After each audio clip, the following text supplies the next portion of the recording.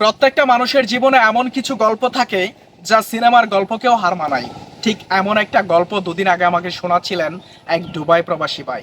নাম ও পরিচয় ব্যক্তিগত কারণে গোপন রেখে গল্পটা বলতে হচ্ছে। গ্রাম কিংবা শহর, শহর কিংবা দেশ বিদেশ, যে যেখান থেকে ভিডিওটা দেখছেন পুরো ভিডিওটা কন্টিনিউ করবেন, আশা করি ভালো লাগবে। দেশ থেকে বিদেশে আসার আগে 3 মাসের সুন্দরী স্ত্রী এবং মা বাবাকে রেখে বিদেশে পাড়ি জমাতে হয়েছে। বিদেশে আসার আগে দালাল আমাকে বলেছিল 50 থেকে 60 হাজার টাকা বেতন হবে, কিন্তু বিদেশে আসার পর আমি 3 মাস ধরে কোনো বেতনই পাচ্ছি না। দালালের সাথে যোগাযোগ করলে বলে আরও তাকে কিছু টাকা দিতে হবে, তা না হলে আমাকে ভালো কোনো কাজ দিবে না। তো আমি বাড়িতে যতবার ফোন দিয়েছি, বাড়ি থেকে আমাকে জানানো হয়েছে দেশ থেকে যে টাকা রেন্ট পিন করে বিদেশ যাওয়া হয়েছিল সেই টাকাই পরিশোধ করা হয়নি, তারা আমাকে কোত্থেকে টাকা দেবে। সুন্দর স্ত্রী আমার সাথে ঠিকমতো কথা বলতে চায় না। তো এভাবেই যাচ্ছিল দিন। হুট করে একদিন শুনতে পারলাম আমার স্ত্রী বাপের বাড়ি চলে গিয়েছে। সেখান থেকে আমাদের নামে একটা মামলা করা হয়েছে। তার কাবিনের টাকা যতক্ষণ না পরিশোধ করা হচ্ছে সে মামলাটা উঠিয়ে নিবে না। আমার মা এই মামলাটা ওঠানোর জন্য বাবার বাড়ির যে ওয়ারিশ পেত সেই ওয়ারিশ বিক্রি করে আমার স্ত্রীকে 3 লক্ষ টাকা দিয়ে বিদায় করতে হয়েছে। এখানে আমার করুণ অবস্থা, দেশে পিতামাতার করুণ অবস্থা, কে দেখে কার কষ্ট। এভাবেই যাচ্ছে দিন। সদ্য ডিভোর্স দেওয়া আমার স্ত্রী টাকা পেয়ে খালাতো ভাইয়ের সাথে পালিয়ে গিয়েছে।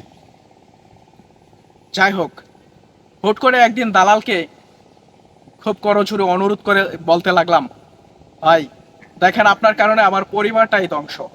আপনার কারণে এত টাকা ঋণ করে বিদেশে আসলাম, আপনি একটা ভালো পথ দেখাবেন। বলেও আর দেখালেন না।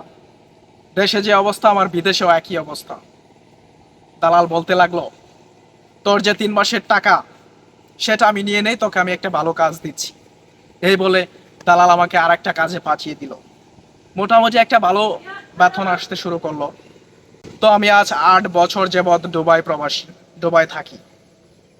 8 বছর পর এই ঈদে বিদেশ থেকে দেশে আসলাম।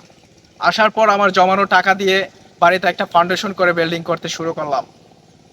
তো দেখা গেল যে আত্মীয় স্বজন আমার বিপদের দিনে মুখ ফিরিয়ে নিয়েছিল, যে পাড়া প্রতিবেশী মানে এলাকার গণ্যমান্য ব্যক্তিবর্গ আমার মা বাবাকে চাপ দিয়েছিল ওই মেয়েটার টাকা দিয়ে দেওয়ার জন্য, তাদের পরিবার থেকে আমার কাছে বিয়ের প্রস্তাব আসে। সদ্য তাদের 14-15 বছর 20 বছর বয়সী অবিবাহিত মেয়েটাকে আমার কাছে বিয়ে দেওয়ার জন্য উঠে পড়ে লাগলো। আমি এখন এত টাকার মালিক, বাড়িতে ফাউন্ডেশন করে বিল্ডিং করছি, তারা আমাকে নিয়ে খুব হাসি খুশি করে, আমাকে নিয়ে গর্ব করে।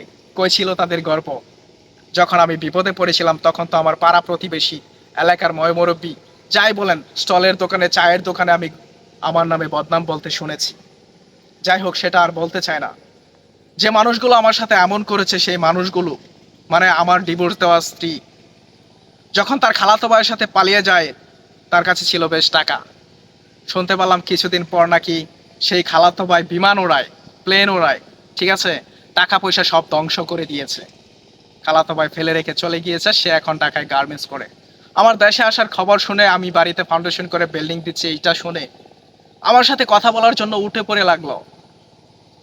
কোত্থেকে জানি না আমার নাম্বার জোগাড় করেছে। সে নাকি আমাকে খুব ভালোবাসতো, আমার বাবা মা নাকি তাকে জোর করে বাড়ি থেকে তাড়িয়ে দিয়েছে। দেখেন, সফলতার পর যে মানুষগুলো আপনার পাশে থাকে, আসলে সেই মানুষগুলোর মুখোশ ছিনা এতটাই দায় হয়ে পড়েছে বলার বাইরে।